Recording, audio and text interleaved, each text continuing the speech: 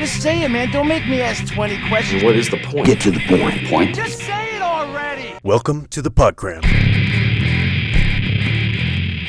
Whoa, Danny Jones delivers. Check out this action-packed episode he has with Psyops expert Chase Hughes.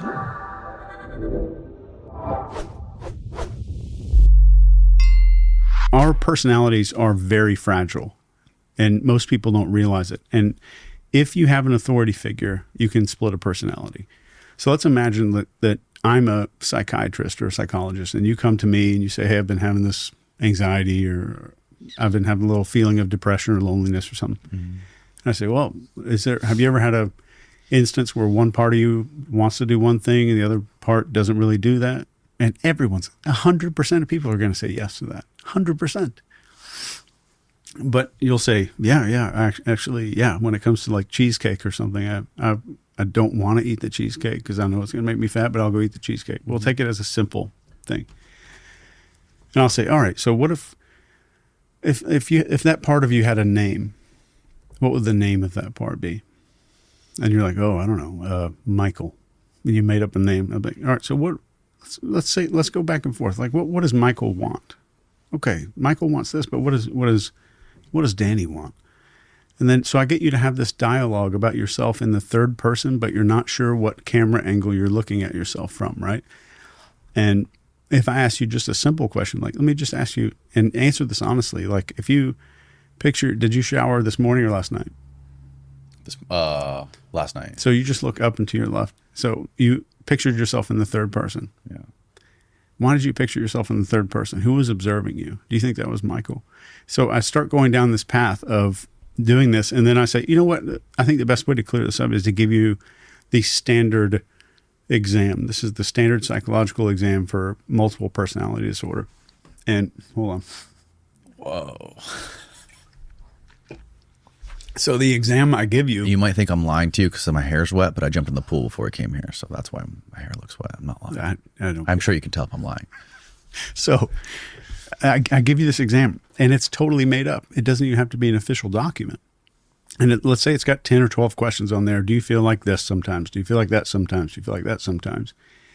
No matter what you score, I say, wow, you're in the 99th percentile for having a multiple personality disorder. And the best way that we can deal with this is to allow those parts of yourself to have a conversation with each other. So just a doctor misdiagnosing you creates a split.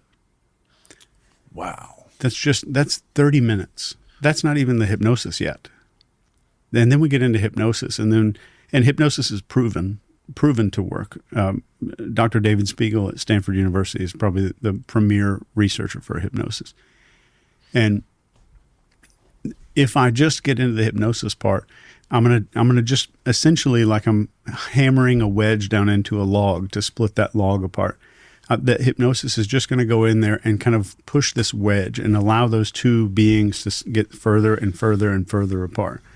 Let's identify this person's personalities, their traits, and their desires in life, and what they want. Let's go to this one. Let's see what Danny wants. So why don't we have Danny and Michael have a conversation really quick? Or would you like them not to talk to each other? So we just start getting, the moment you step down this road, you're creating that part. Wow. So they actually use this for therapy. And a friend of mine, Dr. Richard Nongard, wrote a book. I think I wrote the foreword to that book, maybe. But it's called Excellence in Parts Work and Parts Therapy. And Dr. Fritz Perls did this. Virginia Satir did a lot of this stuff with Gestalt therapy. But it's just identifying these parts of yourself and getting familiar with what they want and what each one is, which is good. But the moment you start getting into it, and when I tell you it's pathological, or when I tell you let's say if I was a hypnotist and I didn't have the psychiatric authority and stuff, I could say, you know what if you had a helper in your life who could do things for you? And I could install a helper inside your brain. I could do a very good thing for you, or I could make that helper do really bad stuff. So once we're designing that helper, we decide the morals and ethics and what that helper is willing to do under hypnosis. Then this has been proven since the 40s and 50s. Oh, wow. It's pretty cool. It seems a lot easier than giving people drugs. It is. It is. But again, you either have to have... You have to have the right person, though. It's either a shitload of skill and authority or a lot of skill in finding the right person. Yeah. So finding suggestible people is number one. And I wrote about this in a fiction book. I wrote a fictional book called Phrase 7, which is going to be a TV show pretty soon. And in this book, I use something that's actually real. If you look at somebody who's been happy their whole life, you can start seeing these little crow's feet because they smile a lot. You look at somebody who's socially driven, they raise their eyebrows a lot during conversations. You can see these little lines right here. I always avoid those people. Yeah. And like somebody who's angry or mad, that you'll have these two little lines that start developing. And this is in the teenage years, you'll start seeing this. And we call it expression etching because it etches onto the face after a pattern of behavior. But what would you do if I told you to make a skeptical facial expression? There it is. So the lower eyelid tightens up right here. Do it one more time so you can get a good zoom in. There we go. So all these wrinkles form down right here. So if you see somebody with a wrinkled lower eyelid, and this is my opinion, I've not tested this scientifically at all, but I have confirmed it with like 5 hypnotists who have confirmed it with thousands and thousands of subjects. And these are... Sounds scientific enough to me. I like it. And if you look at, it's even in this book, there's photos of it. And if you look at a person's face and they have super smooth lower eyelids down here, they're, in my mind, they're exponentially more likely to be a suggestible candidate for that thing. There's an element of psyop to a lot of stuff that's going on. If you look, it depends on how you define psyop. Like, is it a government funded thing? Because every commercial, if you watch an infomercial, that's a psyop. They're all just, let me find the target. Let me get them to do what I want them to do. And I published a paper from a Psyops perspective a year or two ago on Havana syndrome. And I'll give you the PDF to throw in the show notes. But what I suggested in that paper was if I wanted to affect mass control, I only need to use a real weapon on 10 to 55, maybe 100 people. And then the sound of that weapon gets replayed on the news, the cricket sound, over and over and over. And then it's so scary to a population, and everyone's so familiar with the sound that I no longer need the weapon. I just need a speaker. So I can create what's called a psychogenic illness. And this is very common. I had a mentor who was an intelligence guy, psychiatrist. But when I was like 20-something years old, he was in his mid-70s. But he one time told me something that scared the hell out of me. And he said this hypothetically to me. But he said, if we ever captured somebody and we want to completely discredit them, during the interview, interrogation, during the, whatever's happening, I'm going to have someone in a clown suit walk by and squirt water on them with a flower. I'm going to have a person dressed as a giraffe come in there and touch them on the head. I'm going to have the craziest stuff known to man mixing in with this sleep deprivation so that all of his testimony sounds schizophrenic.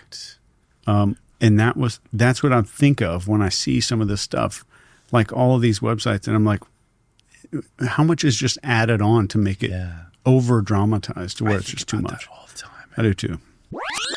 One of my other favorite examples was when they were first testing the first jet planes at Area 51. When the CIA pilots were testing the first jet propelled airplanes, they would send them up in the cockpit. They would send a gorilla mask in the cockpit with them. So in case they got in within visual distance of a civilian airplane, they'd put the gorilla mask on. Yeah. That fucking genius. I remember reading that. They've been doing that forever. Yeah. Let's just overdo it. Let's just make the story 10 times crazier than it should be. So if they were doing that in the 60s, imagine what they're doing today, especially with like Google and YouTube and this just monopoly of information. Yeah. And one of the things, man, like if I could slightly change this track that we're on. Yeah. One of the fastest ways I've ever discovered is to get somebody off of one track of thinking and start getting them to start believing something else is, you've heard of the Kubler-Ross grief model before, where it's like denial, anger, bargaining, depression, and acceptance. And those are like the 5 stages of grief that we all go through. It's debated maybe on Wikipedia or something, but I subscribe to it, and I've witnessed it a bunch of times. Conversationally, you can walk someone through those 5 stages of grief without them even knowing that they're going through that process, and get them to like relinquish control over like a previously held belief or a previously held, whatever you want them to get rid of.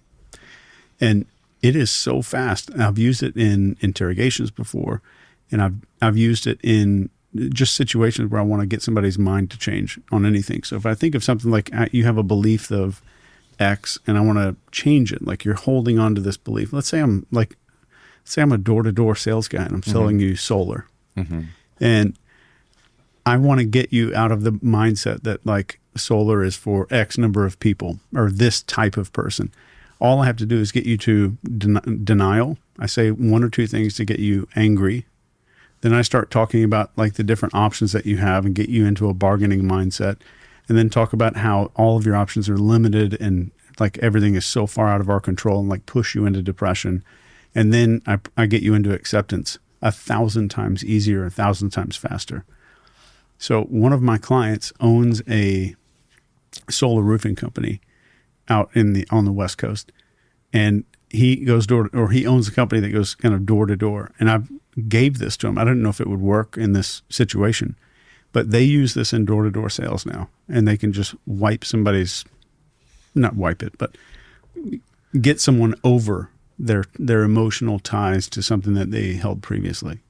Wow. It's a fascinating thing, just identifying that grief cycle. And then I'm not just looking at it as a psychologist or a psychiatrist and like, oh, this is what humans go through. I'm looking at it as like, oh, that's what humans go through. Why don't I just make you go through it and get you out of something that you used to be in? Interesting. Everything that you look at, like if you search YouTube right now for influence training or persuasion or how to have confidence or charisma, fill in the blank, whatever you want, they're going to teach you how to change someone's thoughts and ideas. But if you can get down to the mammalian brain, now you're changing identity. So identity is what you truly want to change. You want someone to finish a conversation by in their head saying, I am the type of person who blank. Not I think blank, but I am. You want them to make an I am statement. Once I developed this chart, it looks like the periodic table of elements. It's called the behavioral table of elements, and we can bring it up there. It's fascinating. Let me just walk you through this thing really quick. Yeah. It's a map This thing right here. No. Oh, no. Just Google behavioral table of elements, and you'll see it. You'll see it up there. But essentially, it's every behavior that a human being can do, rated from least deceptive to most deceptive, and it's free online. I don't charge money for it or anything. That's it. So each one of those is a little human behavior, and they're rated from least deceptive to most deceptive. Okay.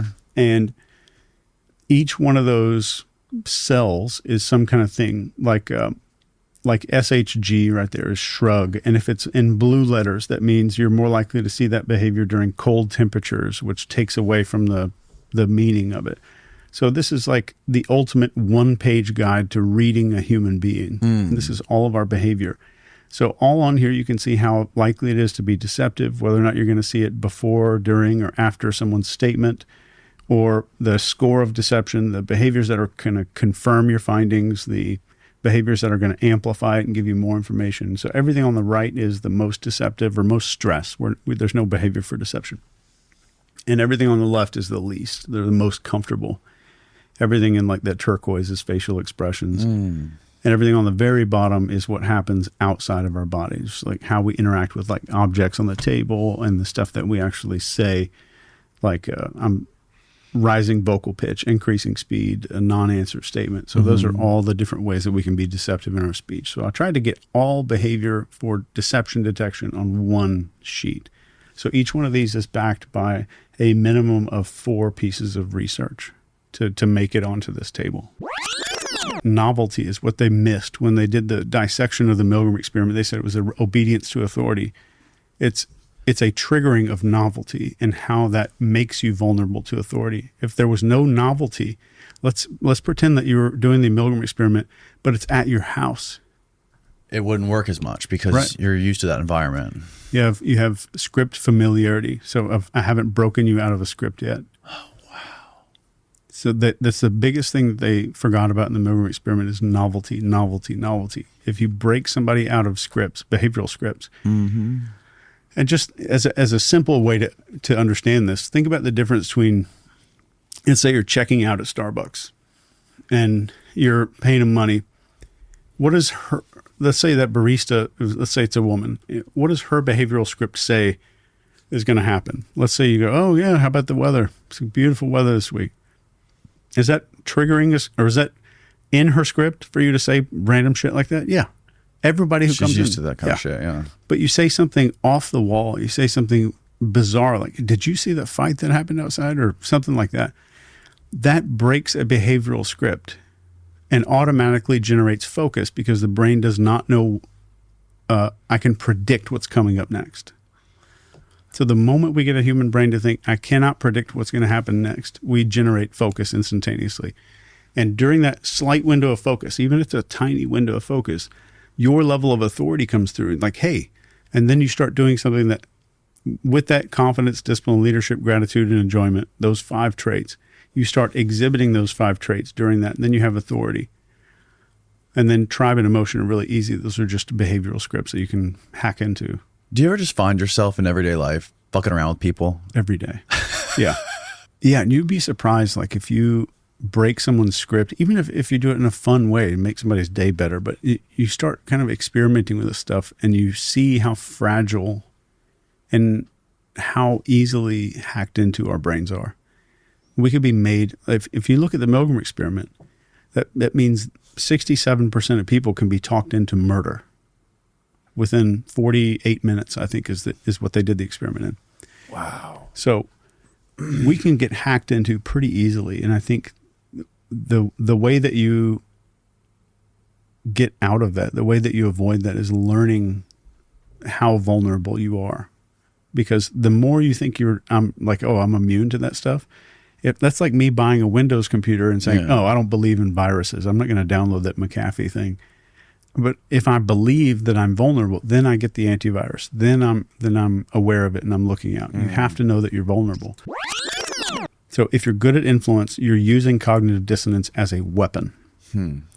Number 2, you're good at identity and crafting and shaping who a person, not who they think they are, who they publicly say they are. Those are 2 different things. So if I can get you to publicly agree that you are one type of person, even if it's a very small commitment, then I'm starting to shape identity and who you publicly agreed that you are, who you are as a person.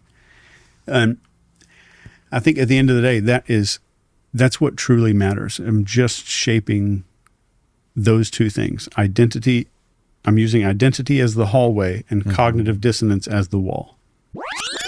A lady was suing a grocery store chain because she slipped on a green bean or a piece of watermelon or something on the floor. And so we needed a jury. You know what a locus of control is? Like an external locus or an internal locus. So okay, yeah. It's either like, I believe the world happens to me, like maybe a victim, or I believe I happen to the world. Right. I choose my fate. So we wanted a jury with an external locus of control who would be more likely to side on a victim's side. Does that make sense so far?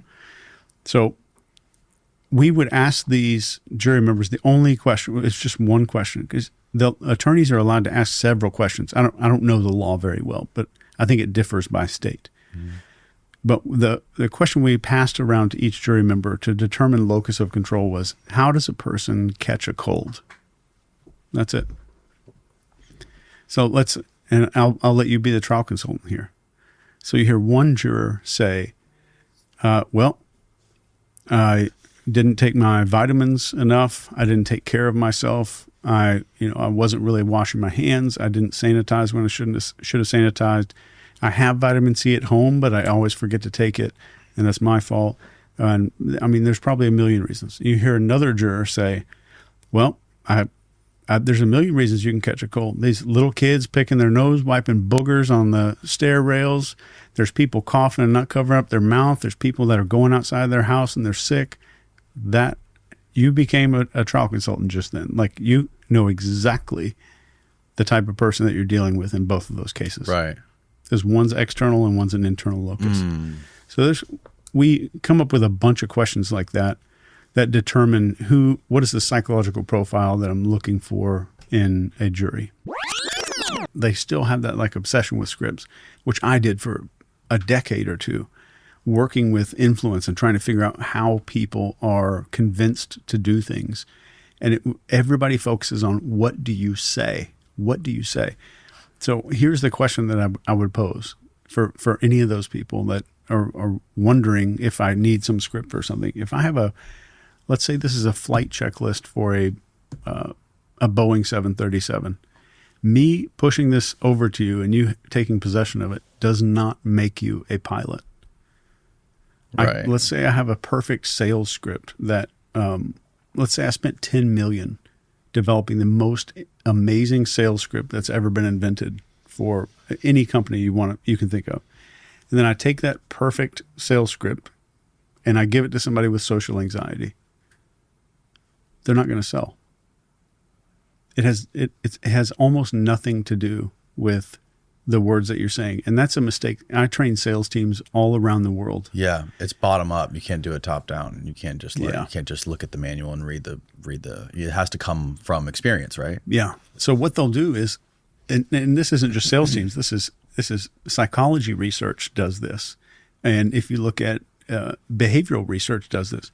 Sales teams will do the exact same thing. Who's the top salesperson? What do they say? Let's write down what they said and give it to Timmy over here.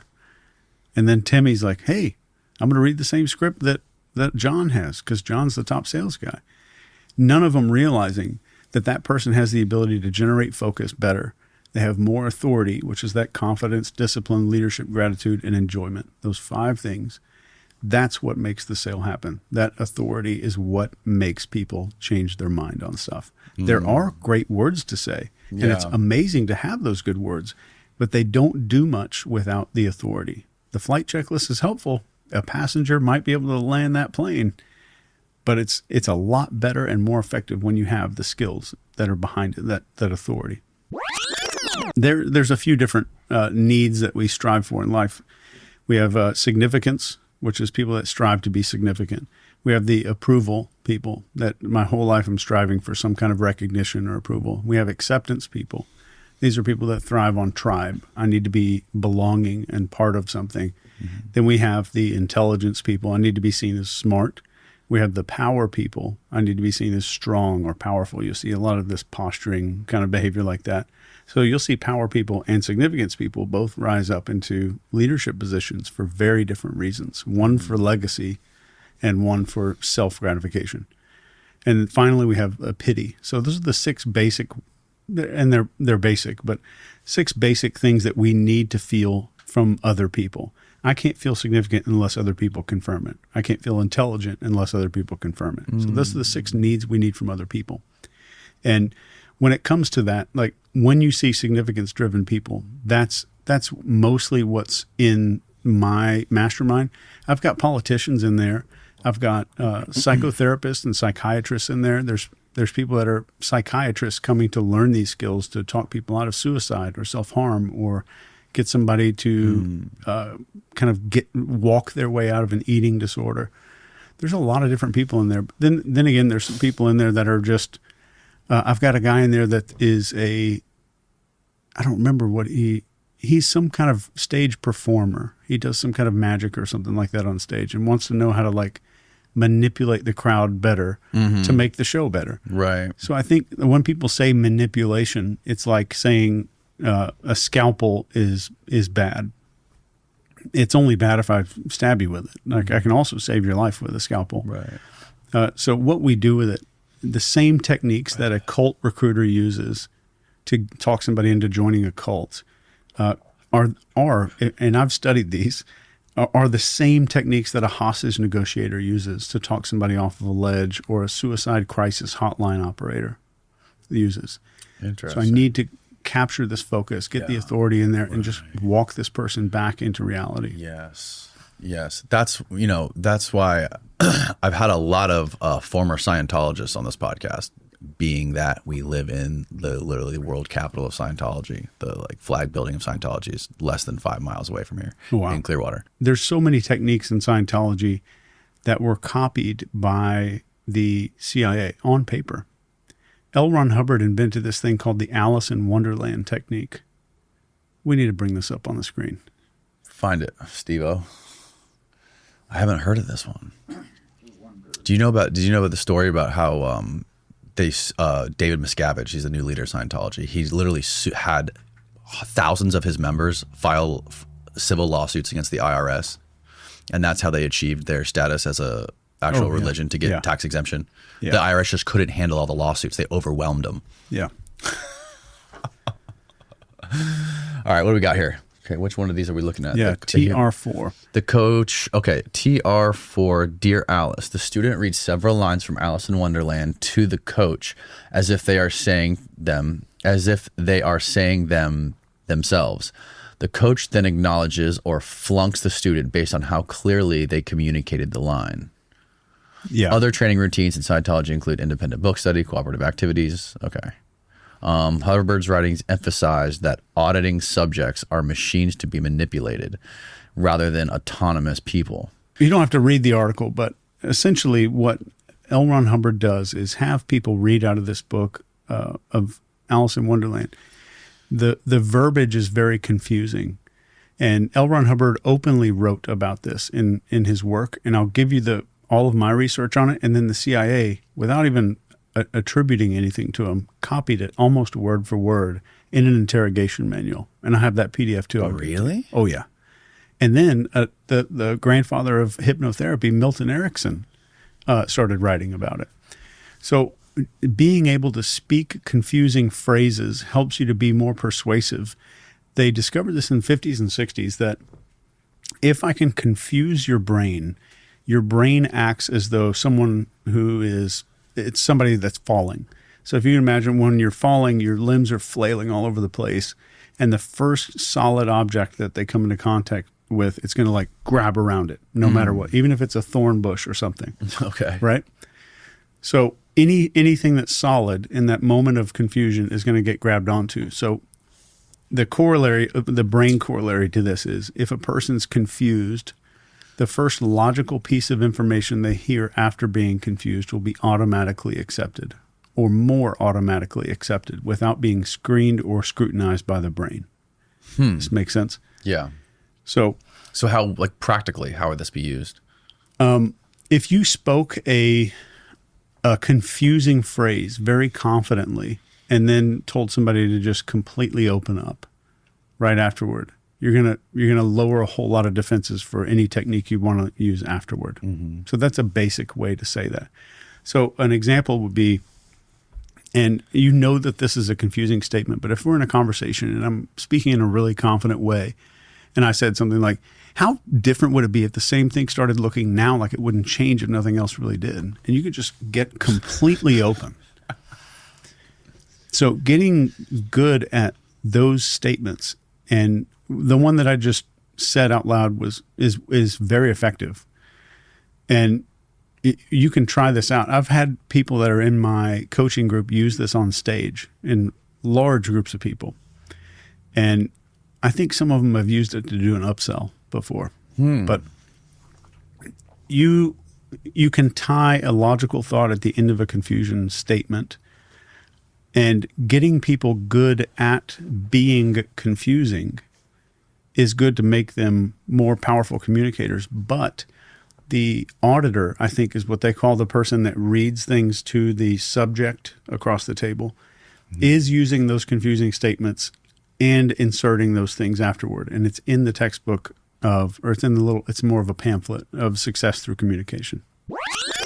That's public record. Yeah, there's an article. I'm actually going to pull it up. I have it right here on my Daylight computer. Shout out to Daylight. Man, this is the coolest invention ever. Hold on, let me find it. I want to give this guy credit because I just got done reading his article. His name is Nafiz Ahmed, and he wrote this whole this huge 2-part piece on how Google was incubated and funded by CIA and NSA and DARPA, and how the PageRank algorithm and all of the proprietary IP that's used in Google was developed first in DARPA.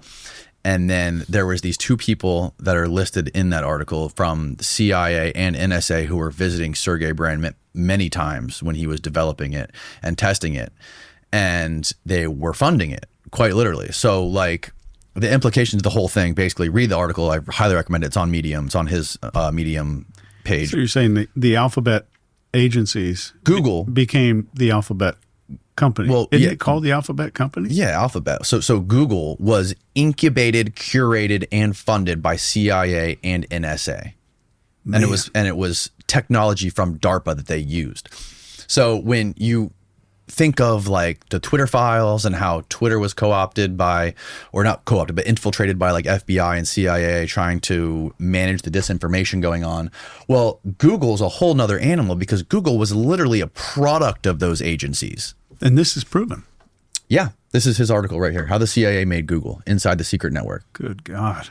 Fascinating deep dive this guy did.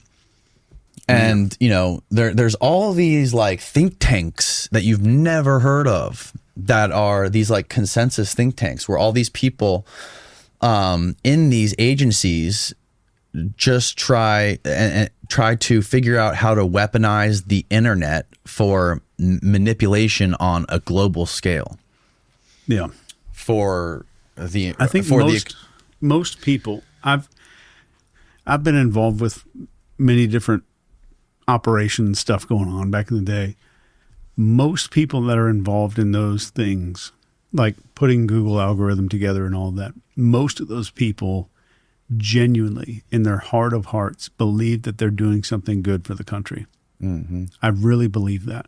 I've met these people when they first started. They were naive enough, and which I would be. Most of us would be. We don't know what's going to happen way down at the end of this pipeline. Right. So we're putting this stuff together, and you genuinely feel like a patriot at the time, and then it's embarrassing.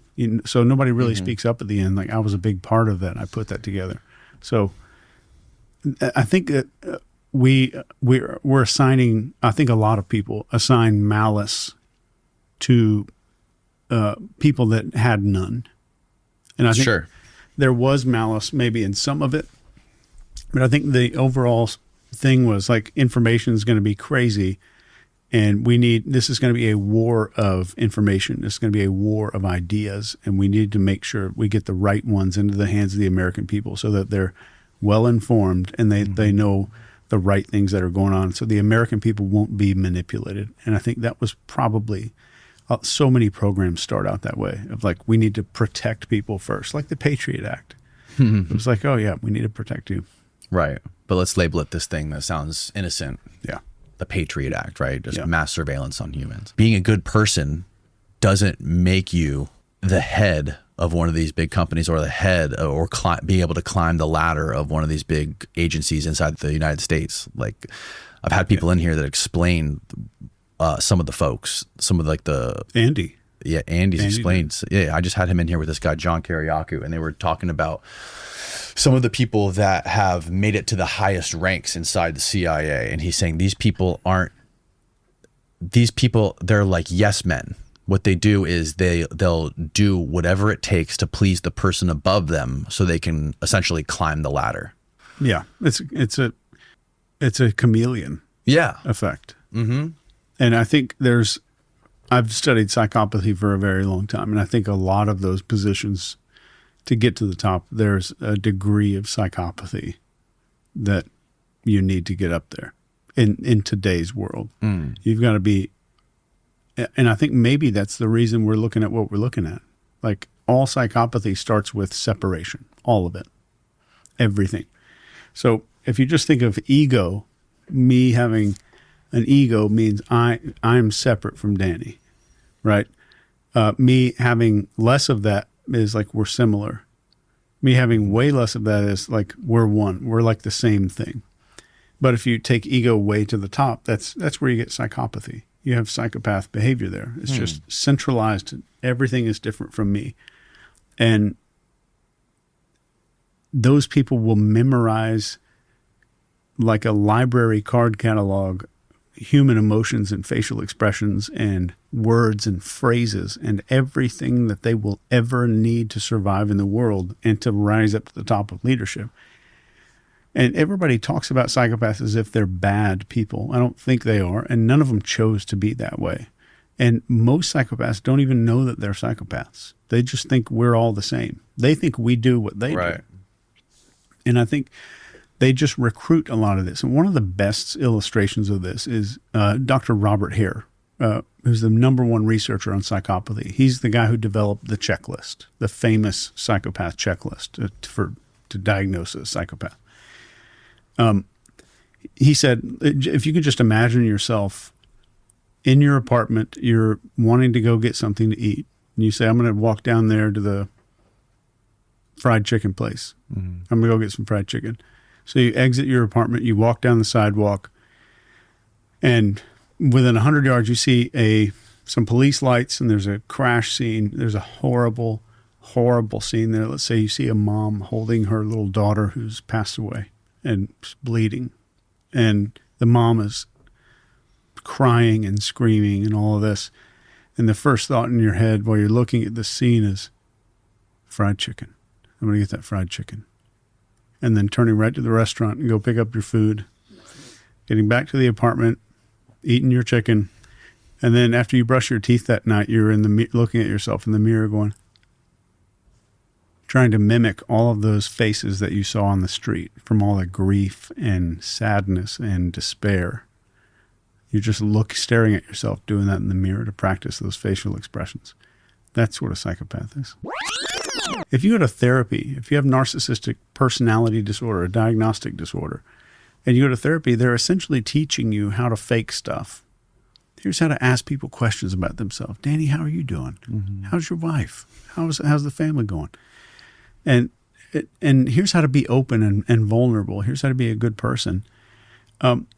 That's just masking.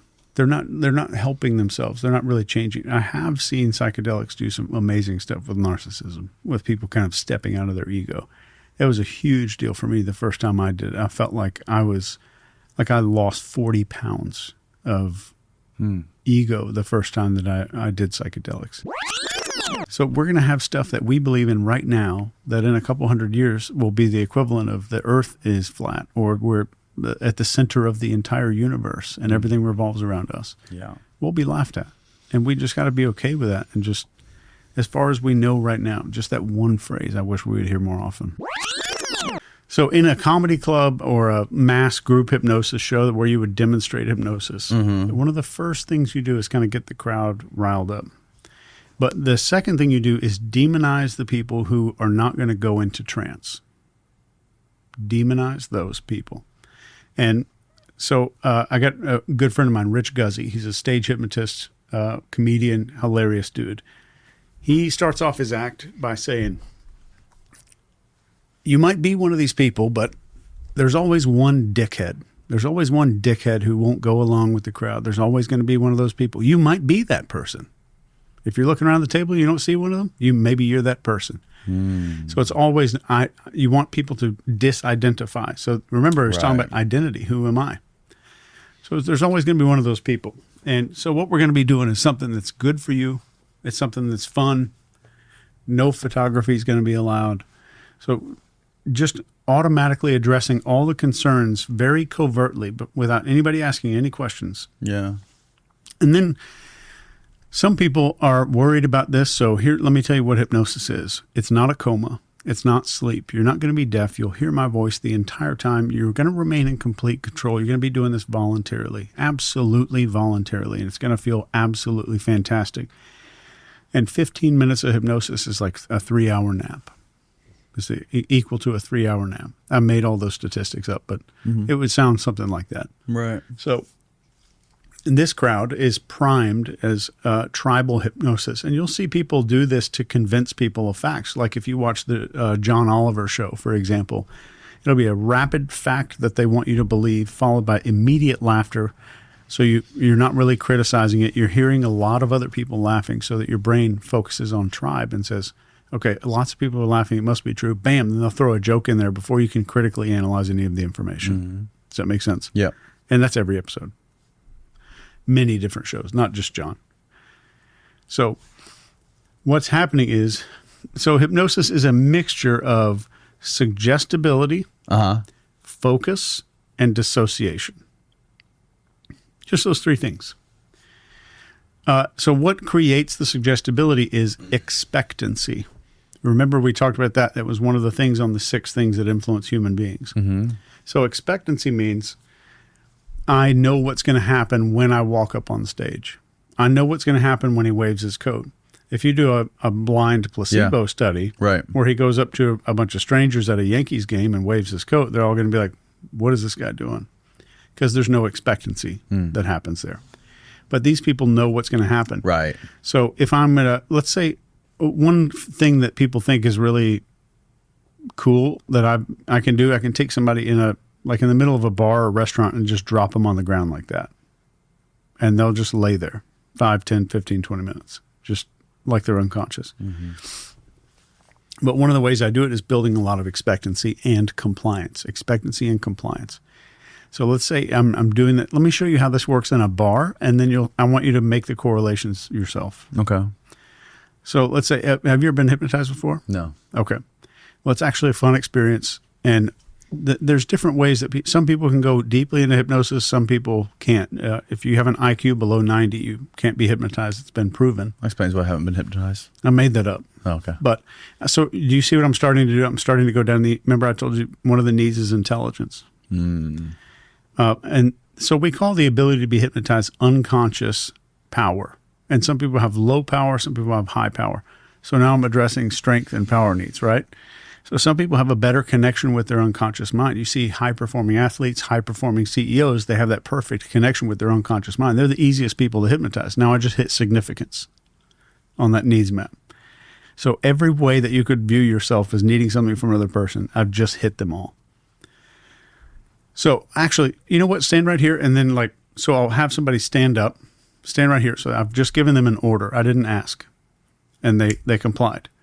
I'd say, all right, come a little closer to me. Next order, compliance. All right, now spread your feet just a little bit further apart. All right, great. A little bit closer together. Great. Now put your hands out. All right, great. Now look at me.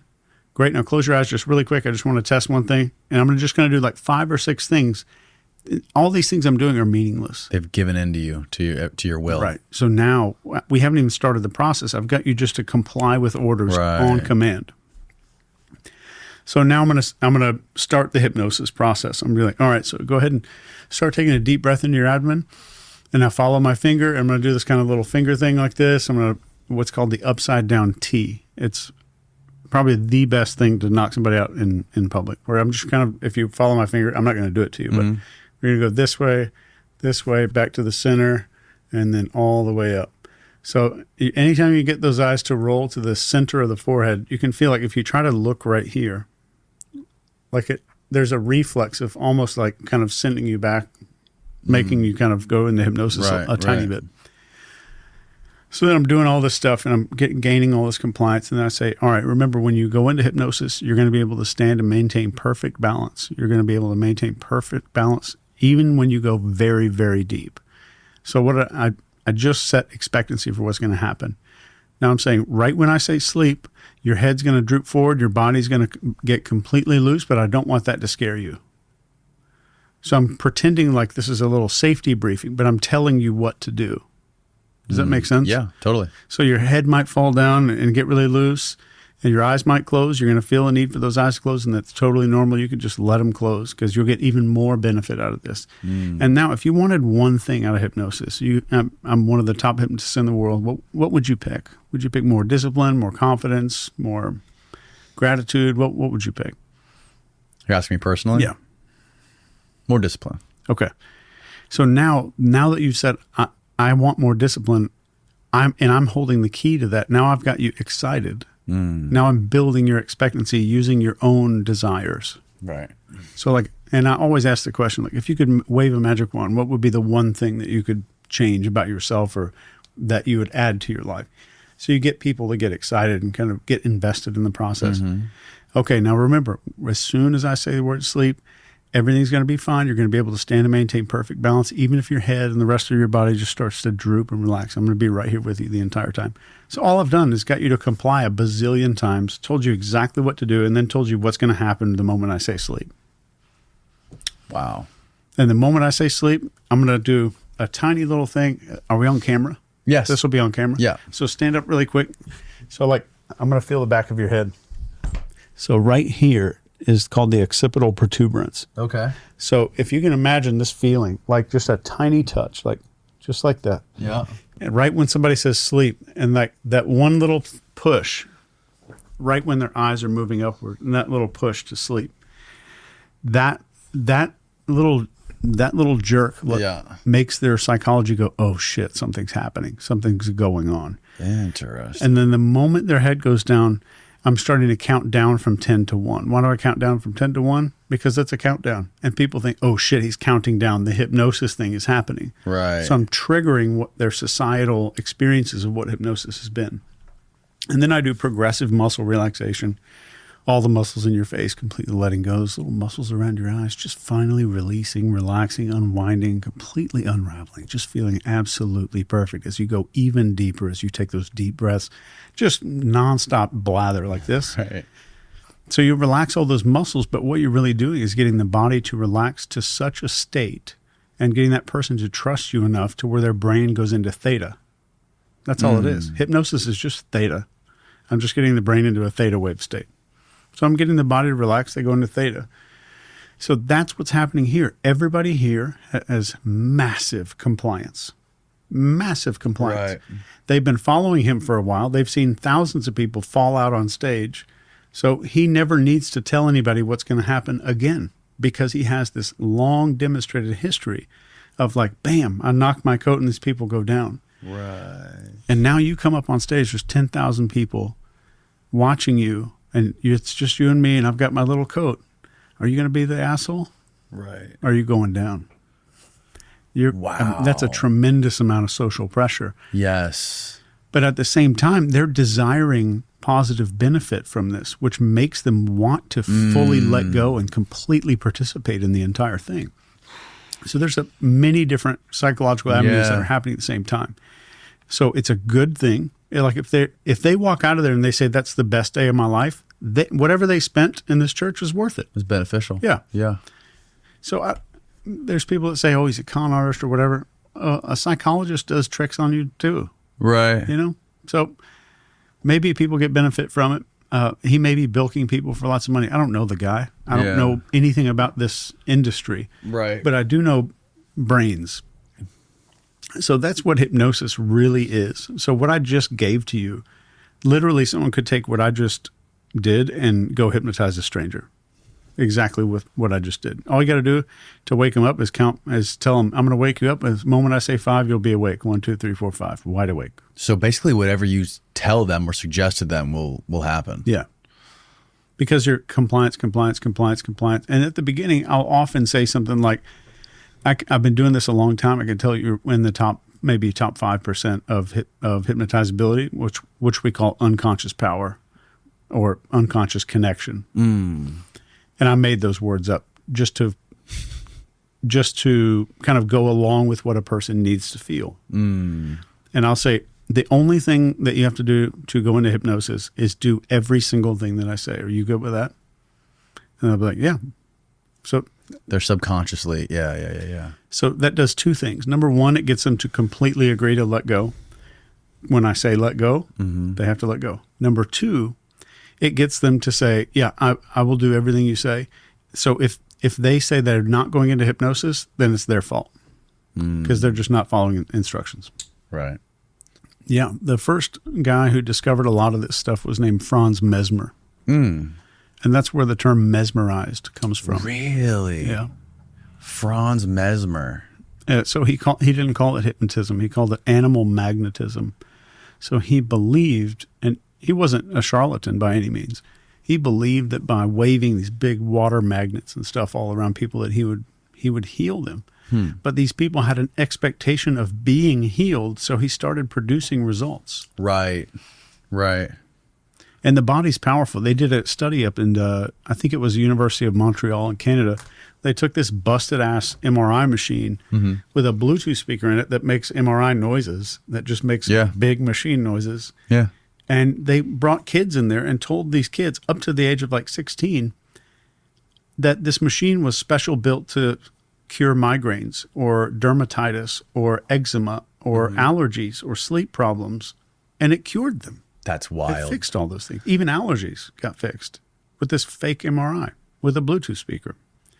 Just because there's an expectation of healing. The brain is such a freaking powerful thing. It's a man. powerhouse. And that's why the one thing that pisses me off is when people use the term placebo effect to talk about someone being tricked. Like, that's not what that is. Right. The placebo effect is how powerful your brain is, not how gullible. Right. Thanks for listening to this installment of The Podgram.